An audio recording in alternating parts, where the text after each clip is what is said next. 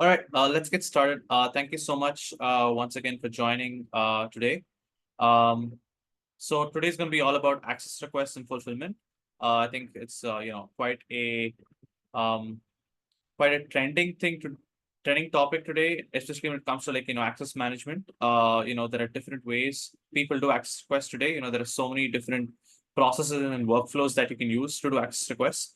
But we want to talk about how you can really enable self-service and take the load off IT service desk and IT support and IT operations and boost productivity at the same time. So you don't have to spend so much time doing manual effort for a lot of these application requests and access requests that come in today.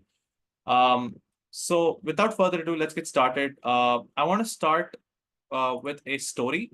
I want to introduce someone called Hank, right? So Hank is part of the IT team at GetStuffDone.ai. They're a really fast-growing company. And he's joined there to lead the employee experience and IT operations team there. His job is to make sure that people get the stuff they need on time and there's no delays. And at the same time, making sure that balance between security and convenience isn't broken. Um, so Hank has stepped into a kind of a tricky situation. And the situation is that, today, what he's noticed right off the bat is, there are a lot of requests coming in for applications because the sheer volume of people that are there, the number of applications that people are using. Again, this is a rapidly growing company. They really want to move fast. And, when growth is the kind of objective, it normally ends up being a complete constant chain of requests and application requests and service requests to the IT team to kind of get access so that employees can get started right on day one or get started with the work they need for specific tools. So today there are like 1,000 employees, 100 applications, around 10 application requests a month, which is fine. But in a year they're projecting growth for like another 500 employee headcount will be joining. And that with that obviously comes more applications as well because they're expanding to different teams, they're specializing across geographies. So obviously that's going to increase applications requests. So scalability is a critical part of access and managing applications today. Um, today it might be fine, but in a year it might still be fine. Again, it's difficult to forecast how many people you can hire in a year. But in 3 years, it could just spiral out of control. And it might just be too much effort. So why are there so many requests? How are they handling it today? So it isn't like there isn't a process. There is a process. There is they have an ITSM tool. They have some semi-automated workflows. But he started having some conversations with people who are actually involved in this process and to understand what's actually happening. So he spoke to a sales guy, Keith, and he said, "Hey, I raised a ticket for Salesforce a month ago, because I needed to start hunting on accounts in a certain region." But the problem with that is Salesforce is a very critical business system. It's used by multiple people and it holds customer data and very sensitive financial data as well. So it's not that straightforward in an organization of this size to kind of get Salesforce access that easily. And there are multiple approvals because they've been burnt before. Before there was someone who stole some customer data and they left the organization, right? So they don't want to be burnt. So they put in the proper approvals and processes in place. So, and that's what Ray here from security said, hey, we've require multi-step approvals and we need security clearance. And even the director of Keith is kind of not approved the request either. But the frustration is, there is also the ops guy, the sales and rev ops guy, Nick, who's saying that, hey, my KPI is to get stuff done a lot faster, right? But and I own Salesforce. I'm the administrator. I know who Keith is. I work with him every day. So why is this an issue? Why is there this blocker? I understand the approvals are required, but at the same time, it's maybe we can reduce it, or there must be some other way around this. So he starts seeing these breaking in communication lines between both the service request side of it and the employee experience. So what he realizes is that while they do have a help desk, what happens with help desk is they raise the ticket, the employee raises the ticket, and he has to get a certain set of approvals. And obviously after the approvals, they have to get provisioned and all that stuff. So, but the problem is tickets don't impact approvals. Approvals are again on people. Tickets don't help with provisioning. Provisioning is another system. And again, tickets are, take away the real essence of ITSM tools today. And the essence of ITSM tools is to help with, critical service requests and incident management and operations, right? So it kind of just ruins SLAs for IT teams and operations teams and kind of like defeats the purpose of having an ITSM tool. So while tickets are great to have a process in place, and it's great to have tickets to track certain applications requests that are critical, uh, it kind of can become overwhelming, right?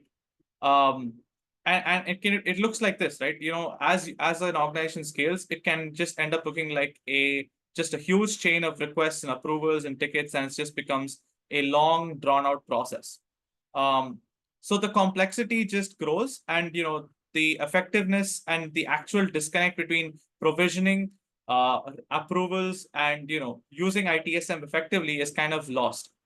Um, so Hank is confused at this time. He starts realizing there are some three key problems that are rising. The first one is they're not getting access on time and it's taking too long. Keeping track of these tickets is becoming a harder job for both IAM and IT teams. Like, oh hey, this ticket has been done. Okay, great. Has that workflow run through to the provisioning system? And then there are other important service requests that sometimes get deprioritized because they get lost in the noise, right? So this is kind of the issue. There's a break. There's a break in communication between employees requesting access and the process that's been put in place to provide that access. So Hank started thinking, how do I make this work in a better way? We have the process. That's great. There's no problem with the process. It's just about the systems that are working together, aren't working together at the speed at which employees need access to these applications. Um, and he started saying, how do I make this work? And the word work was essential and key here. It struck a chord. And he started thinking about, hey, yeah, work is interesting. What about work? Where do people actually work today? Do they really work on ticketing systems and emails? And do they like communicate face to face? No, they work on chat, right? So people work on chat today. If you're no matter what kind of organization you are, most people today have to get stuff done through chat.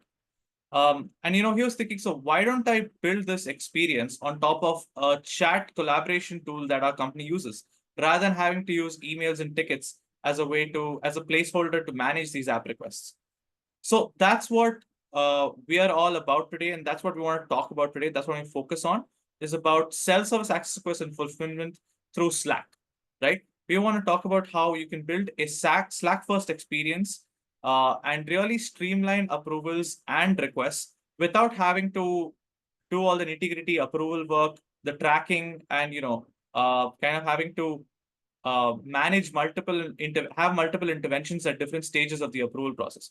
So how Zluri plus Slack work today in terms of access requests is quite simple.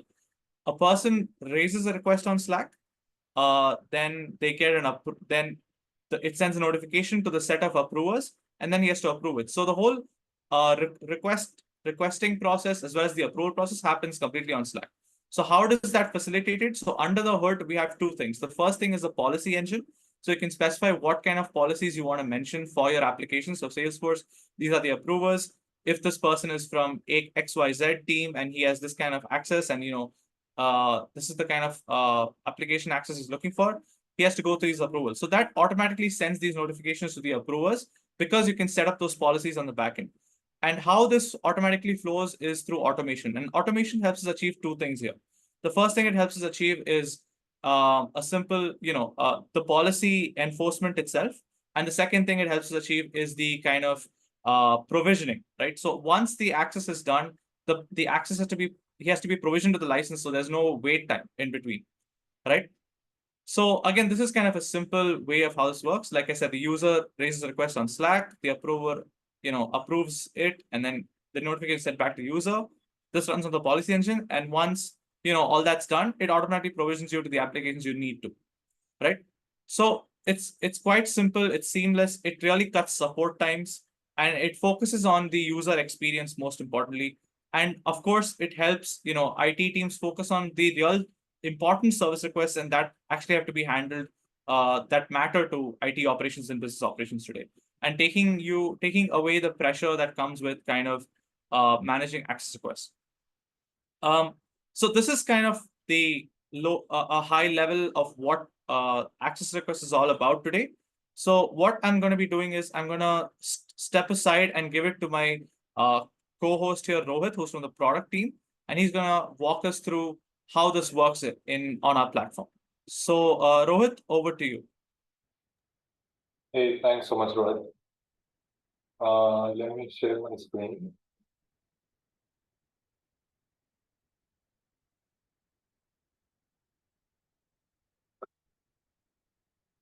Let me know if you can all see my screen. Yep. Yeah, awesome. Good morning, good afternoon, good evening, based on wherever our attendees have joined from.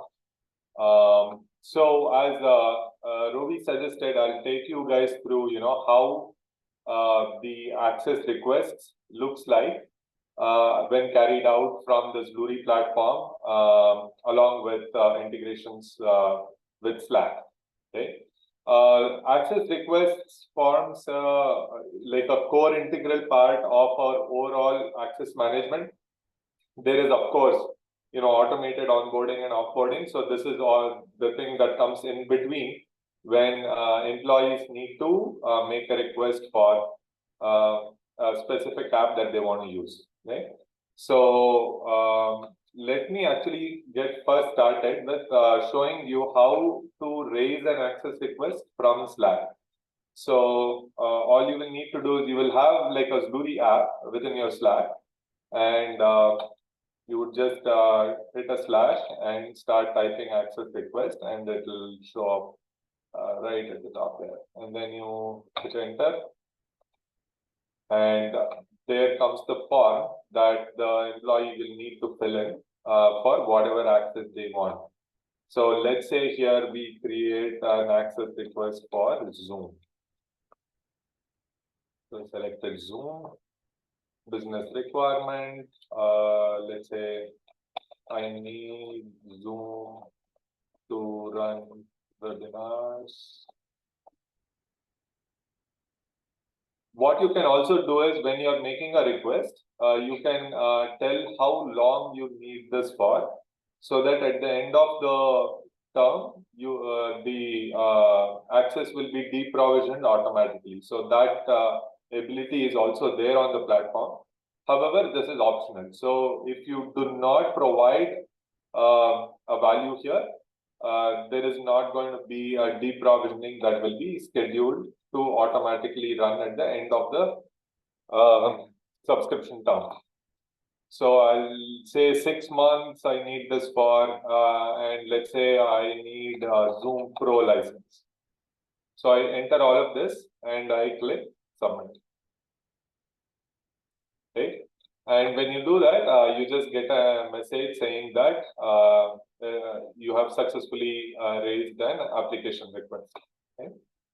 So now, to show you what that looks like on the platform, we can go to, on the left-hand side, there is access request under workflows.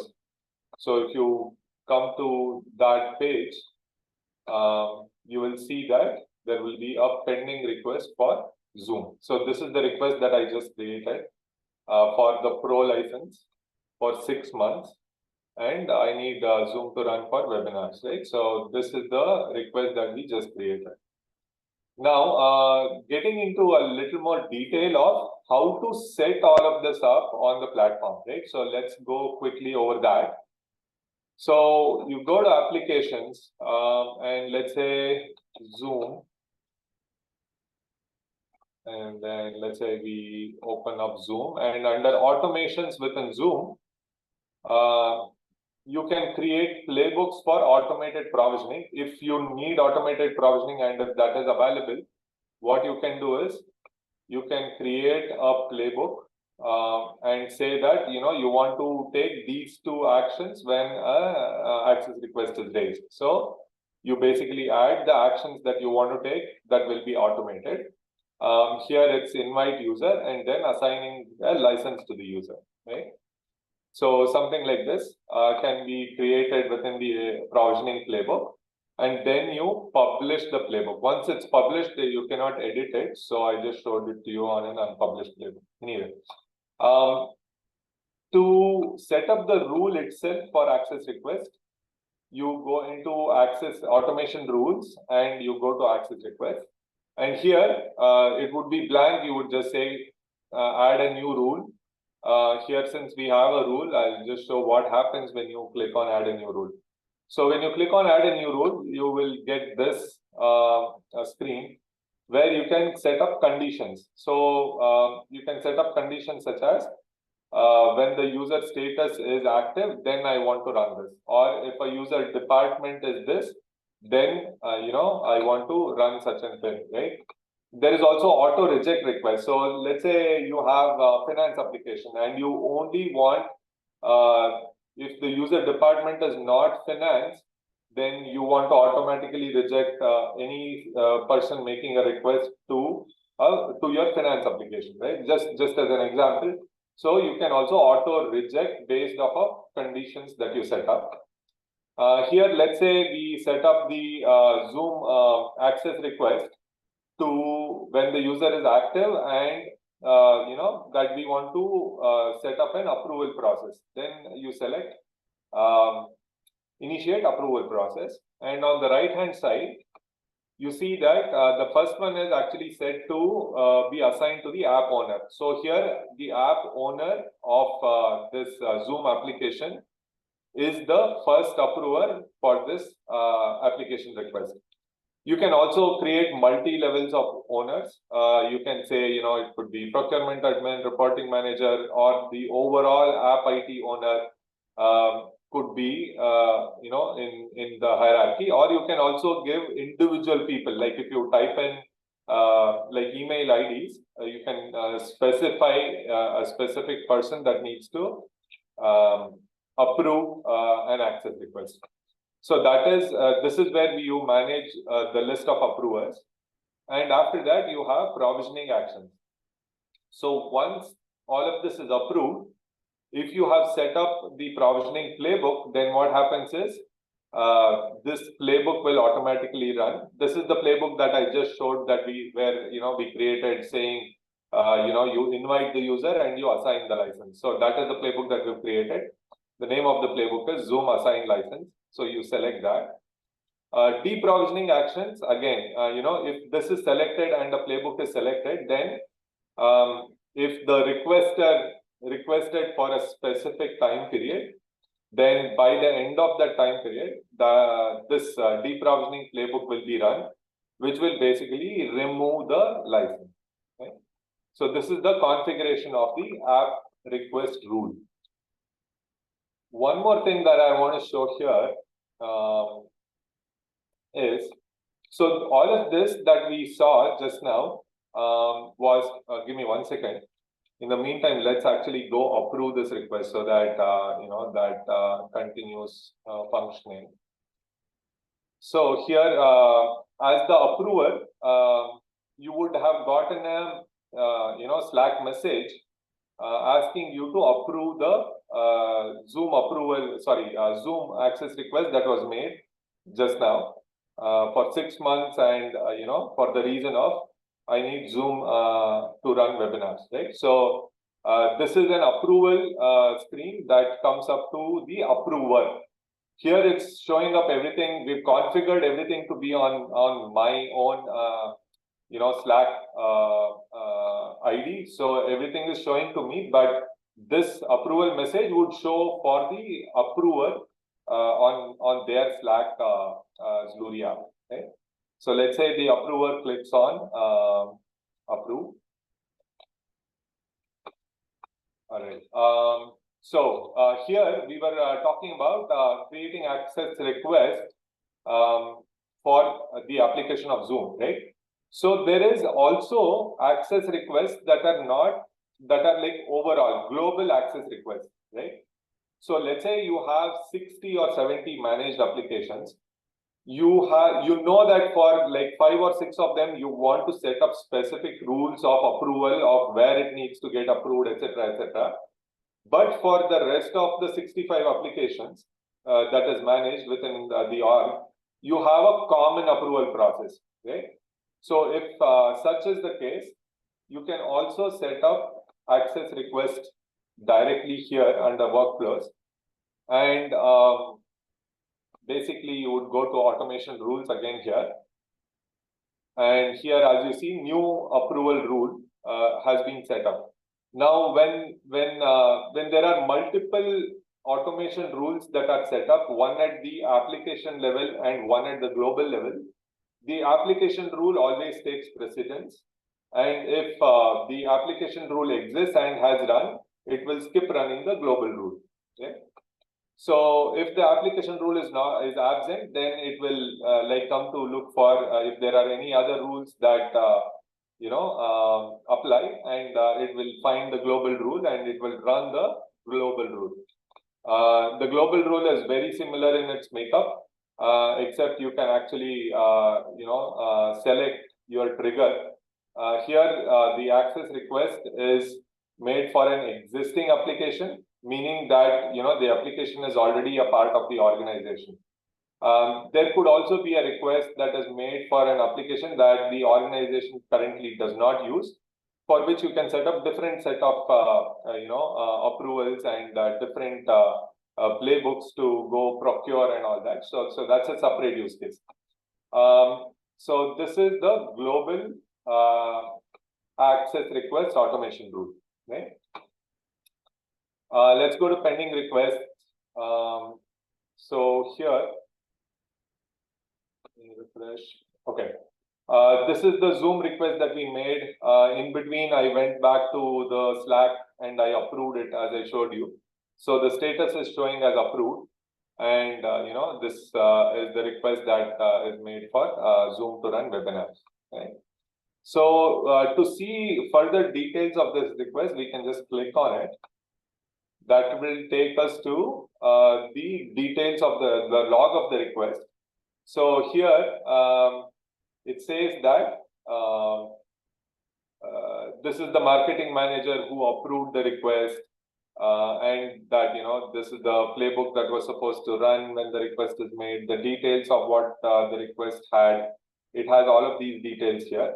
The requested license is also indicated. We picked the pro license, so that is also indicated. And then what you can also do is you can go see the current status. So the status of this playbook is currently showing as completed, which basically means that this Zoom license would have been assigned to the requester. So let's go back to Slack. So once you approve the request, the requester will get this message that you see here. So this message indicates that your request for Zoom has been approved. Your recent request for Zoom was approved. Provisioning is underway is what it will show. If we give it maybe 5 or 10 minutes, it will also show another message saying that there is like a sync that runs every 5 to 10 minutes where it will show a message that the app has been provisioned for you, so you might as well go ahead and start using it. Must have some example of that here. For example, here, right? This was the first message where it said that the Miro request has been approved, and then it is followed by another message where it says you can now start using Miro. Your access request was approved and you have been added to Miro. Now you can start using it. Right? So you will see a message like that. Hopefully before we end today's call, you will see that message here. So this is making a request within Slack, approving within Slack, and getting notification that you are ready to use the application again in the context of the employee, right? So that is the whole point of this, that we stay in the context of where our employees and our approvers spend their day, right? So putting everything in Slack makes it really fast and convenient for people to get actions taken on the request that they submit. Versus, let's say you had a ticketing system and the employee has made a request. Now he has to ping his manager, provide the ticket link, and then he has to say, can you please go approve my request? And they have to go take an action on the ticketing system. And then, it next transfers over to the provisioning person, and they have to take an action. So it is just a lot of delay that is minimized by putting everything here. Here, if the approver has not approved and the employee asks for it, all they can do is they can come into this, find in the direct messages within Zluri, and you say, let's say, Zoom request made by Elon, right? So that is the name that I'm using today. So this is the request, app request for Zoom needs your approval. So you can, the approver can find it immediately when an employee pings them to go approve the request, and they can go take action like that. Okay. So this is how you can create an access request, approve an access request, get provision. The other thing that I want to quickly show today is, for people that might not have Slack, there is also the employee view. So I just switched to the employee view. So it's at the top right. You can switch between admin and employee view. If they are not an admin, they would only have access to employee view, which is going to look like this. And from here, they can come into access request, and then they can say, I want to create a new request. They type in the app name, select, where is the app? There. Select the app, say continue. It's going to show, if there are any similar apps that they want to use instead of this. And it shows, the details of what they want to create this request for. They can select it for themselves, or let's say a manager is creating, they signed up for a new app, they want to create a request for, let's say, everybody in their team, for multiple users, maybe 10 different users. The manager can come in here, and instead of requesting for themselves, they can say, I want to request for multiple users. So if they click that, they can start to enter all of the users that are there within their org. So that similarly, you can pick the duration, as we already saw, submit a request, right? So this is very similar to the process that we just saw, except you're creating a request from Zluri instead of creating a request from Slack. For the admins, switching back to the admin view, if the IT admin wants to go see, how many pending requests are there on the system today that have not been provisioned yet, all of those will be shown under pending requests. So this is the list of like app requests that are not fully provisioned yet, but they have been approved. There is also completed access requests where the provisioning is also complete and access has been granted, right? So there are, so this tab gives you a list of, applications for which access has been granted, for who requested it, for what duration they had requested. All of that is here. If you open it, you will also see who approved the request and all that. So additional information. Finally, automation tools tab we already saw, right? So yeah. So this is where the admins can go keep track of, where how many requests they got on what date. So they can also use filters to filter on like let's say requested on a specific date. Or if it is a date range, you can specify the date range and it will show all the requests that came in during that date range.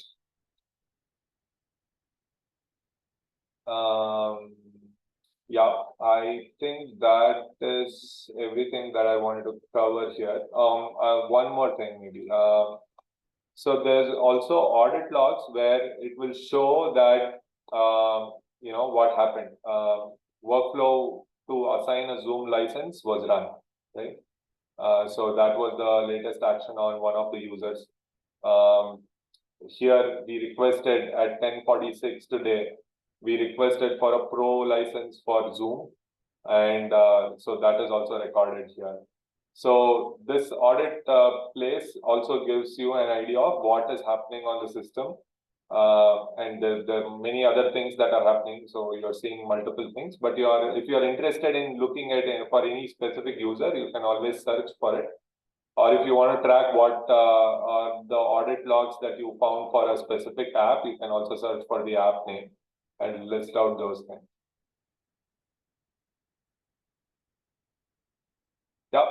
So that is everything about access requests and how Zluri enables you to create a request within Slack, approve within Slack, and to just make sure that people can stay productive for the longest duration of time and get started on applications that they critically need for running their day-to-day business operations. Great. Yeah, thanks so much, Rohit, for taking us through that. So we have a couple of quick questions here. On just give me a second.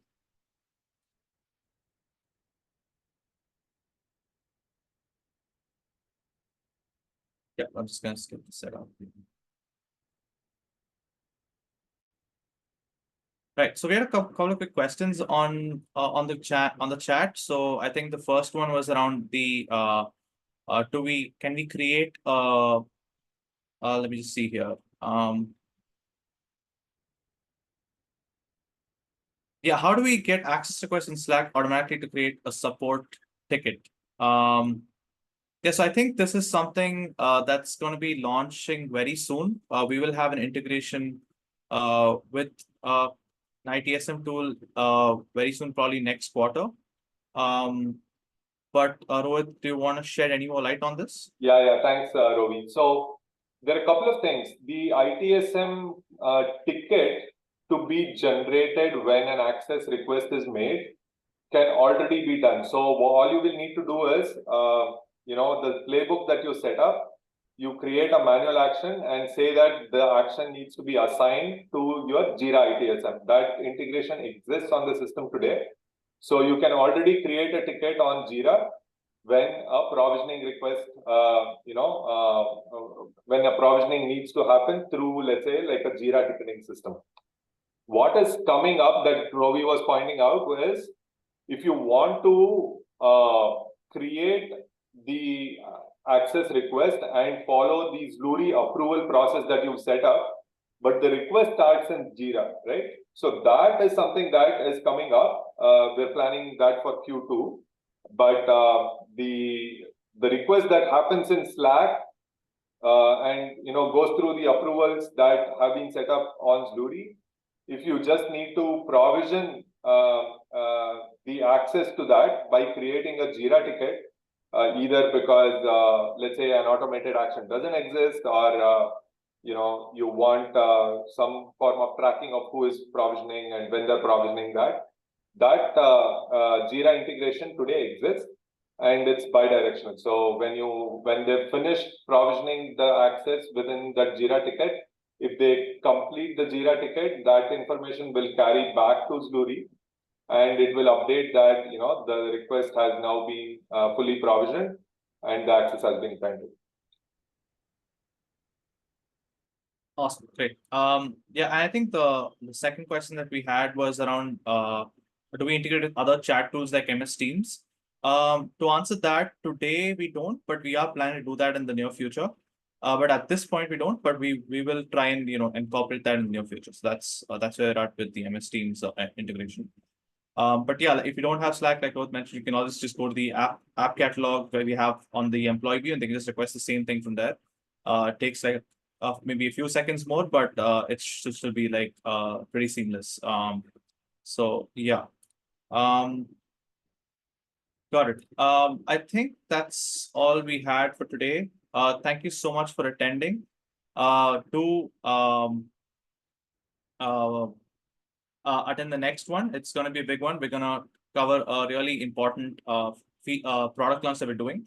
So please do attend that as well. But thank you again for attending today, and have a great one. Thanks again, guys. Thank you, team. Thanks everyone for attending.